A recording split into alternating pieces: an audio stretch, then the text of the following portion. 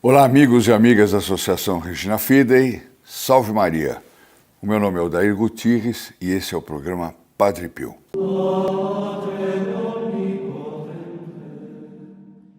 Bom, vocês viram que eu comecei hoje com um cumprimento especial, Salve Maria. O que é o Salve Maria?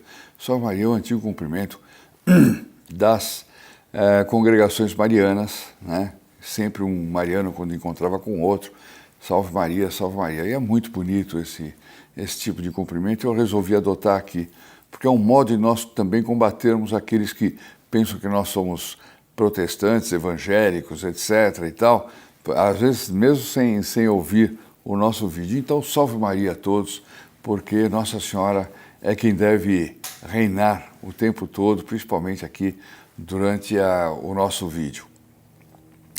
Por falar em Salve Maria, por falar no protestantismo, que nós outro dia, na semana passada, falamos abundantemente, eu tenho uma notícia aqui que saiu no Voice of Europe, que diz assim: por primeira vez na história, a Espanha não tem mais maioria católica. Olha que notícia triste. Espanha, que é o país que teve a guerra civil brutal de 31 a 35, que foi uma coisa assim de perseguição católica com mártires e mártires e mártires. Depois de alguns anos, né, de quase um século, digamos assim, um pouco menos, aqueles que deram a vida para defender a Igreja Católica, ou foi substituído por um povo que, sem guerra e sem perseguição, abandonou a Igreja Católica. Ou seja, um terço dos espanhóis se declaram católicos, mas apenas 22,7% desse terço assiste à missa e raramente se confessa. Vocês veem que é uma coisa tremenda isso, né? Por isso que a gente tem que rezar muito para o Padre Pio, porque eles estão passando agora o período que nós passamos há algum tempo atrás e a gente vê a devastação que se produziu dentro da igreja. Mas o nosso caso aqui não é diferente, de um lado, né? E por outro lado, nós temos um consolo. O Padre Pio está trazendo muita gente de volta, né? Então nós temos que nos preparar contra isso. Uma coisa, por exemplo, na Catalunha, só 10% assiste missa raramente. No País Basco, 40%, um pouco mais, mesmo assim, mais daquele um terço, né, do país inteiro, né? Ou seja, a igreja que até 1931 ela era oficialmente, a Espanha, perdão, que era oficialmente declarado país católico por Afonso XIII, né, deixou de ser católico e quando começou a Guerra Civil, né,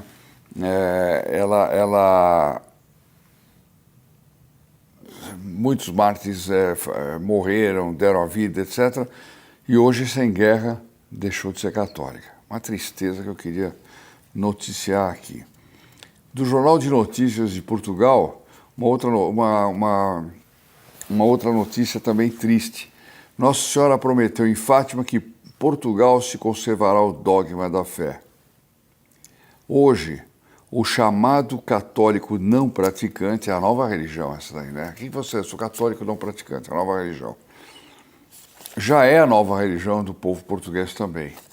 74% assume ser católico e desses 80% não frequenta qualquer tipo de cerimônia católica. Ou seja, não vão à missa, não vão à igreja, não vão a nada, né? Que tristeza essa notícia. 60% não se confessa há mais de 10 anos. Vocês veem como o Santo Padre Pio tem trabalho nesse mundo, hein? Não é brincadeira. Todos são batizados, mas 40% não foram crismados. Não casaram na igreja e não batizaram os filhos. Aqui eu tomei umas notas assim. Vocês veem aí o resultado do Concílio Vaticano II, né?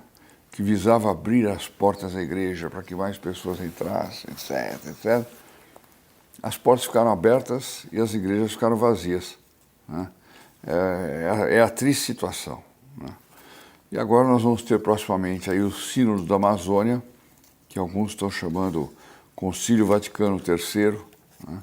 Porque vai ser uma coisa que vai ter uma verdadeira revolução dogmática, talvez, dentro da igreja, ou de ameaças, de dogmas à Santa Igreja, e nós devemos rezar para que isso não aconteça. Porque em todo lugar, em qualquer coisa, inclusive no concílio, não são os santos que estão ali reunidos. Tem gente boa, tem gente ruim. É uma guerra. E nessa guerra nós temos que rezar para que prevaleçam os bons. Para que os bons consigam dar a nota nesse sínodo da Amazônia e que não mudem as verdades essenciais da igreja. Porque senão, o que nós vamos ter? Vamos ter esses dados e nós vamos ter também uma civilização indígena, né? Porque isso está embutido também nas doutrinas que vão ser estudadas no sínodo. Ou seja, não queremos mais morar em cidades, queremos morar na selva, né? Nós não queremos mais um sistema político, mas nós queremos um sistema ecológico, né? E assim por diante. Isso, para onde vai levar a civilização? Para onde vai levar a civilização cristã? Era um comentário que eu queria fazer e falar para vocês de novo, ó, desse livro aqui. Não estou fazendo propaganda, viu? Pessoal que diz aí que eu estou fazendo propaganda. Não, é que é fundamental nós termos esse livro. E sobraram 20 no nosso sistema lá. Os primeiros 20 que telefonarem para se inscrever nos Filhos Protegidos do Padre Pio vão receber esse livro pelo correio de presente. Os que não quiserem, não se transformarem em Filhos Protegidos do Padre Pio, eu não posso dar isso aqui de presente para todo mundo, porque a nossa situação financeira não aguenta. Mas vocês podem entrar no link abaixo da Editora Imaculada, que é quem lançou esse livro, e podem fazer seus pedidos, comprar seus livros, etc., porque comprar esse livro principalmente, porque ele é uma arma de guerra para os dias de hoje, sobretudo para o nosso apostolado com os evangélicos. Tá claro? Isso é fundamental. Finalmente, antes de eu começar a história que eu vou ler aqui para vocês a respeito do Padre Pio, eu gostaria de lembrá-los que na próxima quinta-feira, vai ser dia 15 de agosto, nós teremos a missa da Assunção de Nossa Senhora, né? Será uma missa que nós pediremos a Nossa Senhora da Assunção, pela intercessão do Padre Pio, pelos filhos, proteção da família, dos filhos, enfim, as principais proteções dos problemas que nos agridem no dia de hoje. Bom, todo mundo já viu na internet, agora eu entro no nosso tema aí, atenção aí o pessoal que reclama, o senhor fica enrolando muito aí e tal, deixa eu trocar de óculos aqui. O senhor fala demais, enrola, sai fora do tema. Minha gente, não dá para agradar todo mundo, né? Eu recebo muito mais comentários bons do que comentários críticos. Eu tenho que pautar a coisa para atingir o maior número possível de público e, evidentemente, se eu tenho um comentário crítico contra 80 positivos, serão os 80 positivos que eu vou levar em consideração. Eu gosto quando façam observações, mesmo as críticas, porque repreende o justo e ele te amará. Então nós queremos também, com humildade, corrigir o nosso canal, tá certo? Mas tem que contar aí com os efeitos do pecado original, com a tagarelice do espanhol, e vou fazer o quê? Mas todo mundo já deve ter visto a famosa história do padre, do Frei Daniel, Daniel, acho que é o nome dele, daqui a pouco eu vejo, é isso mesmo, que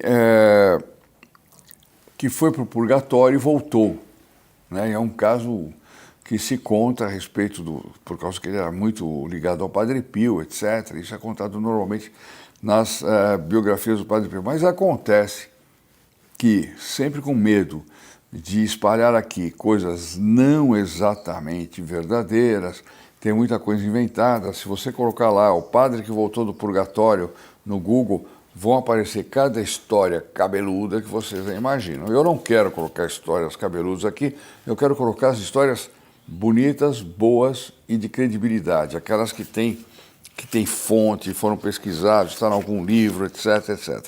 E nada de colocar coisas fantasiosas. Bom, então, hoje eu vou ler para vocês a história do Frei que morreu e volta do purgatório. Tá claro? É muito interessante. Ele foi para o purgatório e voltou ao purgatório. Vou simplesmente ler. Algum comentário vou fazer, não tem jeito. Viu? Pessoal que não gosta de comentário. Fazer o quê? Se a gente não comentar, fica uma leitura assim, brrr, de repente passa coisas batidas. E importantes. Eu vou fazer uma pausa, eu não gosto de fazer pausa, eu vou fazer uma pausa para tomar uma aguinha, que eu tô com uma pigarra insuportável aqui. Então já volto. Bom, devidamente descedentado, vamos direto para a história do monge que foi para o purgatório e voltou para contar. Então vamos lá, Frei Daniele. Esse é o relatório dele mesmo, hein? Sou um simples irmão capuchinho, passei toda a minha vida fazendo o trabalho que me correspondia. Porteiro, sacristão, pedinte de esmolas e cozinheiro.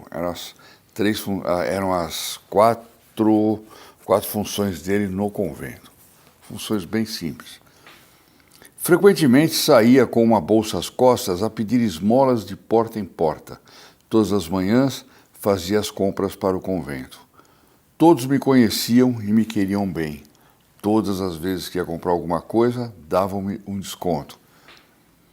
As poucas liras que sobravam, em vez de entregá-las ao superior, conservava-as comigo para despesas com correspondência, para minhas pequenas necessidades e também para ajudar os soldados que vinham bater à porta do convento. Portanto, isso aí se deu durante a guerra. Isso foi logo depois da guerra, então eram soldados que apareciam na miséria, estavam perdidos, não tinham voltado ainda para a sua cidade, etc. Eu encontrava-me em San Giovanni Rotondo, minha cidade natal, no mesmo convento do Padre Pio.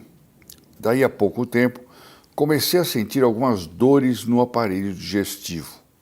Após uma consulta, o médico me diagnosticou com uma doença incurável, um tumor cancerígeno, portanto. Pensando na iminência da morte, dirigi-me ao Padre Pio para informá-lo de meu estado, e ele, depois de me ouvir, disse-me prontamente: tu precisas ser operado.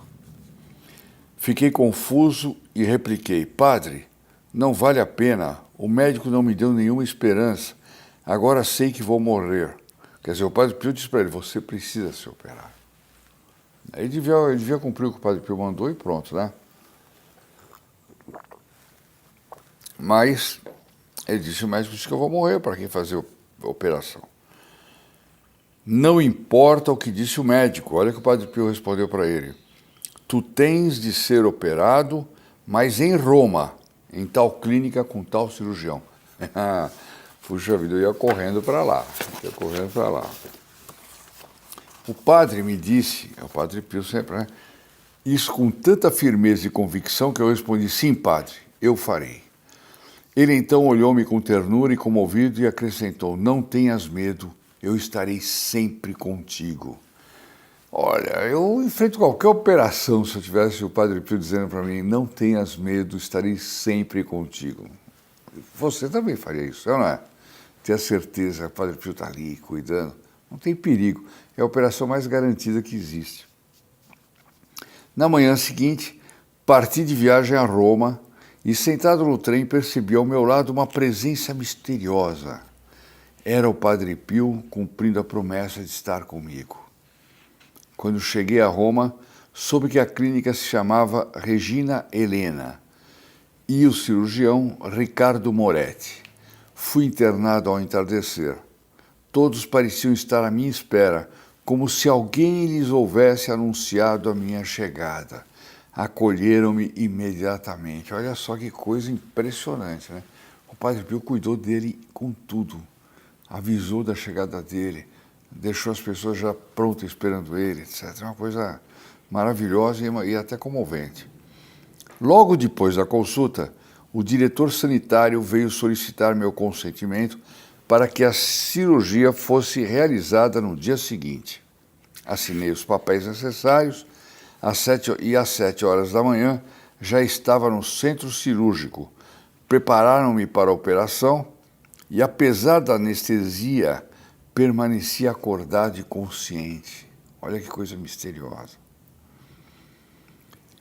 E fiquei orando ao Senhor com as mesmas palavras que ele dirigia ao Pai antes de morrer.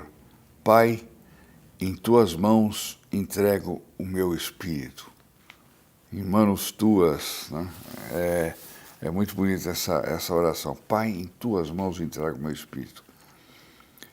Os médicos deram início à operação e eu podia entender tudo o que diziam. Ele estava acordado, ele estava assistindo a operação. Né? Não deve ser das coisas mais agradáveis. Já me aconteceu uma vez isso, mas não por milagre, é porque realmente eu não podia ser operado a não ser anestesiado, a não ser da cintura para baixo, por uma cirurgia na perna, no joelho. E eu ficava ouvindo tudo, né? Ficava lá naquela... Eles não me sedaram, porque o médico achou melhor não me sedar. E eu fiquei ouvindo eles abrindo, fechando, dando risada, contando piada. Não é das coisas mais simpáticas do mundo. Senti dores terríveis, mas não me queixava. Pelo contrário, estava feliz por suportar tanta dor que eu ofereci a Jesus. Olha só, ele não só não dormiu, mas ele não ficou anestesiado, ele teve muita dor.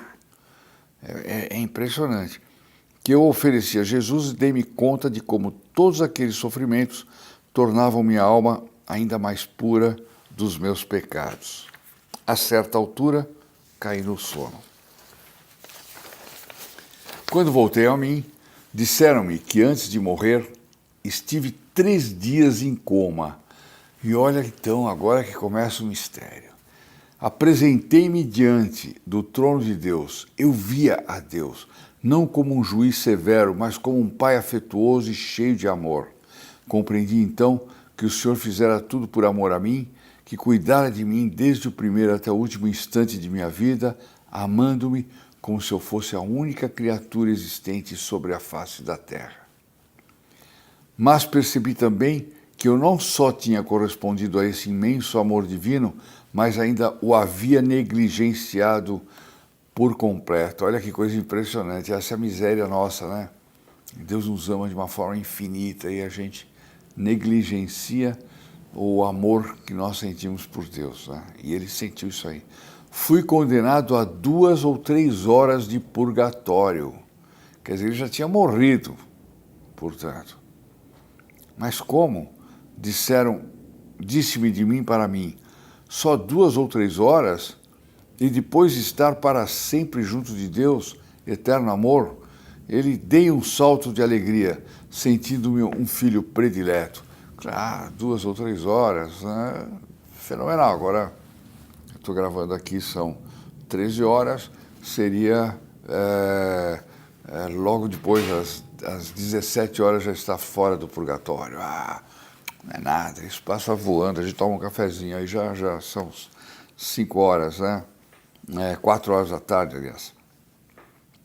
Dei um salto de alegria sentindo-me um filho predileto. A visão desapareceu e eu me encontrei no purgatório. Fui condenado a 2 ou 3 horas de purgatório, sobretudo por ter faltado com o voto de pobreza e ter conservado comigo aquelas poucas liras, como disse acima. Ou seja, o perfeito era ele chegar e entregar para o superior aquelas moedinhas, aquela coisa. Ele não fez uma coisa ruim, fez uma coisa boa, que ele usou para dar esmolas, para atender pessoas que procuravam, ou então para fazer, ou para gastos com correspondências, etc., talvez até do próprio convento, mas não era o mais perfeito. E por causa disso, ele teve que pagar 2 ou 3 horas de purgatório. Vão aplicando aí, cada um vai aplicando para si mesmo. Como é que vai ser o nosso purgatório? Se Deus quiser, porque purgatório significa ir para o céu, né? Ainda que a gente sofra. As dores eram terríveis e não se sabia de onde vinham. eu, porém, sentia-as intensamente. Os sentidos com os quais eu havia ofendido mais a Deus, como os olhos, a língua, experimentavam uma dor ainda maior, o que era espantoso, porque no purgatório cada um sente como se tivesse o corpo e conhece ou reconhece os demais, como acontece nesse mundo. Olha só, então no purgatório você vê quem está lá sofrendo, etc. Barbaridade. E olha só, o que mais sentia as dores eram os olhos, por causa de olhar coisas que não deve, ou ser indiscreto, né? Aquele pessoalzinho que está na missa lá olhando para trás, todo mundo que entra, mexeu a porta. Isso aí é ele pode pegar um purgatório e sentir dores nos olhos, por causa dessa curiosidade. A língua, aquele camarada que fala mal de todo mundo, aquele camarada que gosta de fazer fofoca, vai sofrer na língua no purgatório. Então ele continua, entretanto, embora não tivesse passado mais do que alguns momentos com tais penas, parecia-me estar ali há uma eternidade. Ou seja, só tinha que ficar 2 ou 3 horas, né? 3 horas. Mas já parecia uma eternidade. Isso no primeiro segundo que ele esteve. O que mais faz sofrer no purgatório não é tanto o fogo, por mais intenso que seja, mas o sentimento de estar afastado de Deus, e o que mais angustia é saber que tivemos todos os meios disponíveis para salvar-nos e não soubemos aproveitá-los bem. Olha só que impressionante. Então vai ter gente que vai dizer assim, olha, tudo bem, então se não é o fogo que mais dói, a gente aguenta um pouco mais, tal. Não, ele diz aqui, o sentimento de estar afastado de Deus é que mais angustia. Deve ser terrível, principalmente na hora, depois de ter visto Deus face a face, que ele foi mandado para o purgatório, né? Pensei então em ir pedir ao meu confrade do convento que rezasse por mim, agora que me encontrava no purgatório. Aquele irmão ficou atônito, porque era capaz de ouvir a minha voz, mas não de me ver. Então ele apareceu como alma de purgatório para um outro irmão do convento, pedindo orações. Ele perguntou, onde estás? Por que não te vejo? Eu persistia e, vendo que não havia meio de alcançar, tentei tocá-lo. Meus braços, contudo, cruzavam-se sem tocar. Se atravessava ele, não tocava. Foi então que me dei conta de que não tinha mais corpo. Contentei-me assim em insistir com ele para que rezasse muito por mim e, por fim, o deixei. Mas como, dizia a mim mesmo, não deveriam ser somente 2 ou 3 horas de purgatório? E já se passaram 300 anos, pelo menos. Ao menos assim me parecia. Meu... Vai vendo aí, minha gente. Nós temos que fazer tudo para ir para o céu, né? Por isso é importante o uso do escapulário, né? Nós falamos já disso, quando falamos Nossa Senhora do Carmo, é importante o escapulário, porque uma das promessas do escapulário que Nossa Senhora fez é de nos tirar do purgatório no primeiro sábado depois da morte. Agora, quem morre num domingo, já pensou? Uma semanazinha de purgatório, não é brincadeira não, mas sai no sábado, né? Pior é quem morre sem purgatório, pode pegar 300 anos de purgatório, né? Ou certas pessoas muito más que se converteram verdadeiramente, mas que, isso eu vou ler qualquer dia aqui no Tratado do Purgatório, mas que Deus estabeleceu que elas iam ficar até o fim do mundo no purgatório. Tremendo, né? Mas está salva, vai para o céu. De repente apareceu-me a bem-aventurada Virgem Maria, e eu lhe roguei implorando e dizendo, ó Santíssima Virgem, Mãe de Deus, alcançai-me do Senhor a graça de voltar à terra para viver e trabalhar apenas por amor de Deus. Quer dizer, aquela coisinha, pequenininha que ele tinha feito, digamos que não estava de acordo com o amor de Deus, ele queria voltar e passar na terra trabalhando só por aquilo, não queria mais voltar para o purgatório, né?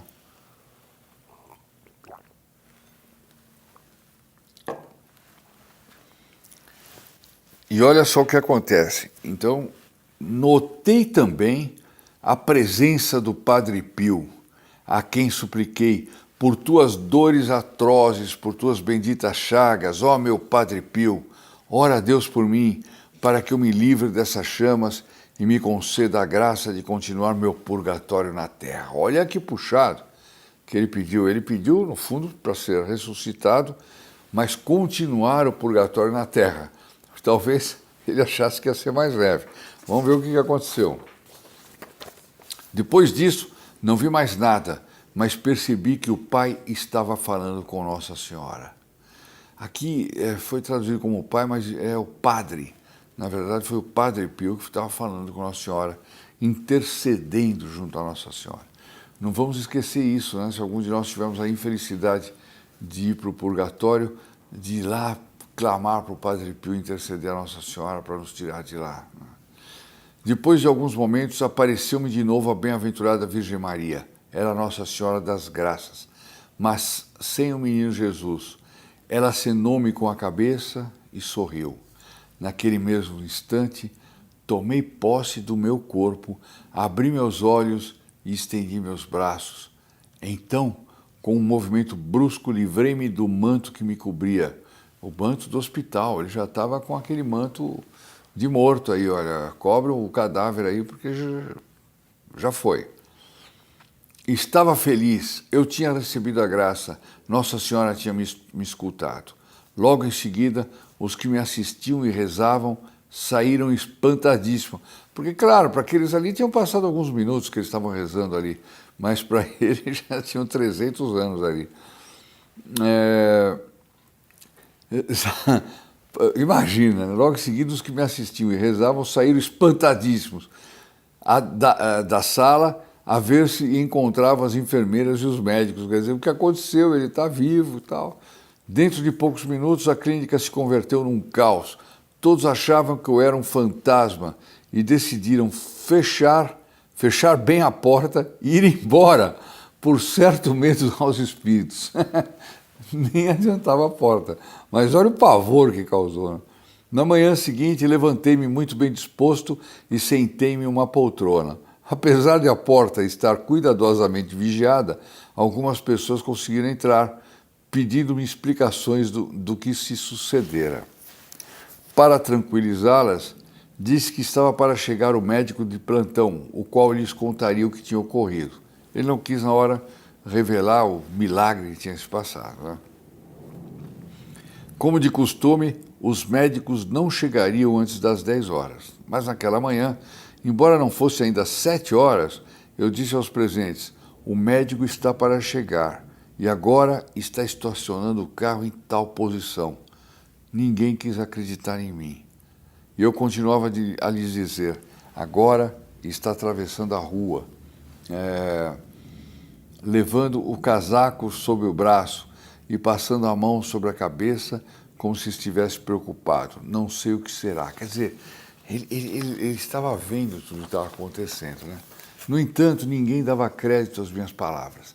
Então, eu disse, para que vocês creiam que não estou mentindo, afirmo que o médico está subindo pelo elevador e está prestes a chegar à porta. Mal terminara de falar isso, abriu-se a porta e entrou um médico, surpreendendo todos os presentes. Com lágrimas nos olhos, o médico disse, o tempo que os médicos choravam, hein? Choravam por causa da fé que tinham, né? Com lágrimas nos olhos, o médico disse, sim, agora eu creio em Deus, creio na igreja, creio no Padre Pio. Quer dizer, aqui se deu uma conversão do médico, que provavelmente influenciado pelo ambiente que muitas vezes prevalece nas escolas de medicina, é um ambiente mais ou menos ateu, né? Onde os corpos são tratados como alguma coisa que não tem alma, né? Ou nunca teve alma, que não é templo do Espírito Santo. Sim, agora eu creio em Deus, creio na igreja e creio no Padre Pio. Esse médico, que antes tinha pouca ou nenhuma fé, confessou que naquela noite não conseguira conciliar o sono pensando na minha morte, que ele havia comprovado antes sem dar mais detalhes. Diz que apesar do atestado de óbito que havia escrito, voltara com o fim de certificar-se do que tinha acontecido naquela noite, que tantos pesadelos lhe causara, pois aquele morto, que era eu, não era um morto como os outros. De fato, ele não estava enganado. Após essa experiência, Frei Daniele realmente viveu o purgatório nessa terra. Purificando-se por meio de enfermidades, ele pediu: eu quero passar o purgatório na terra. E Nossa Senhora atendeu, né? Passou a vida com muitas enfermidades, sofrimentos e dores, conformando-se sempre e em tudo com a vontade de Deus. Recordamos aqui algumas operações às quais ele posteriormente se submeteu. Teve operação da próstata, colecistite, aneurisma da veia abdominal com uso de prótese, tumor na vesícula, operação depois de um terrível acidente de trânsito perto de Bolonha, sem contar outras hospitalizações de dores, não só físicas como morais. Quer dizer, ele pediu para passar o purgatório na Terra. Mesmo assim, devia ser menos terrível do que o verdadeiro purgatório, porque lá era mais. A irmã Feliceta, que lhe perguntou como se sentia de saúde, Frei Daniele confidenciou: minha irmã, há mais de 40 anos, que já não me lembro o que significa estar bem. Frei Daniele morreu no dia 6 de julho de 1994. 1994, agora pertinho, né? 25 anos. 25 anos. Para mim foi ontem, 1994. Seus restos mortais foram depositados na capela da enfermaria do convento dos Capuchinhos, em San Giovanni Rotondo. Então, quem for lá agora na peregrinação que faremos em abril e na próxima, que já está aberta para maio, quem quiser, aliás, vai aí no link, tem lá os detalhes para vocês entrarem em contato direto com a agência, ver como é que está o pacote, etc. O pacote foi desenhado por nós, mas os custos, tudo isso aí foi diretamente com a agência. Então, os que forem vão conhecer esse lugar, provavelmente. Vão pedir, é só pedir. Eu quero ir na capela da enfermaria do convento. Não sei se está dentro da clausura, como é que é. E durante a récita do terço, a recitação, deve ser aqui, do terço em sufrágio de sua alma, pareceu a muitos dos presentes que Frei Daniele movia os lábios para acompanhar as Ave-Marias. Que coisa linda! Sua voz propagou-se tão claramente que o superior Padre Elívio de Mateu quis ter certeza de que não se tratava de morte aparente. Ficou pensando, será que ele... Naquele tempo tinha muito isso, né? Não tinham tantos aparelhos para verificar a morte. Então era muito frequente gente que era enterrada viva, né? Porque tinha todos os sintomas da morte, era enterrado. Quando iam fazer a exumação, o caixão aparecia cheio de arranhões, porque a pessoa, imagina, acordava naquela situação e era desesperada e ela tentava sair, ela tentava morrer ali, sufocado. Isso era muito comum acontecer antigamente. Sua voz propagou-se. Por isso, trouxe ao local o Dr. Nicolas Silvestre, assistente de medicina legal, e o Dr. Pazzanella, também assistente de medicina legal. Portanto, a gente está acostumado a mexer com cadáveres, que procederam à realização de um eletrocardiograma em Frei Daniele, tomando-lhe também a temperatura do corpo, pelo que confirmaram definitivamente sua morte. Frei Daniele certamente goza da visão beatífica de Deus e do céu, nos sorri e abençoa e nos protege a todos. Frei Daniele, rogai por nós. Linda história. E sem invencionice, sem como é que se diz? Sensacionalismo. É história narrada por ele, né? Portanto, uma história verídica, verdadeira. Isso foi tirado... deixa eu dar a fonte, desculpe. Padre Paulo Ricardo. Foi tirado do site do Padre Paulo Ricardo, que chama lá 3 horas de purgatório, são como 300 anos. Eu achei essa fonte e falei, não, o Padre Paulo Ricardo é uma fonte séria, eu posso ler e citar esse testemunho. Meus amigos, vamos continuar rezando um por todos, todos por um. Vamos continuar ajudando o Padre Pio, vamos continuar fazendo de tudo para que o nome dele se propague, se propague, se propague. Eu os deixo por aqui. Amanhã espero ter uma novidadezinha, vamos ver se eu tenho amanhã. E que o Santo Padre Pio abençoe a todos. E vamos agora rezar a nossa Ave Maria. Até a próxima. Ave Maria, cheia de graça, o Senhor é convosco. Bendita sois vós entre as mulheres, e bendito é o fruto do vosso ventre, Jesus. Santa Maria, Mãe de Deus, rogai por nós, pecadores, agora e na hora da nossa morte. Amém. In nome del Padre, del Figliolo e dello Spirito Santo, e così sia. Sia lodato Gesù e Maria, e buonanotte a tutti.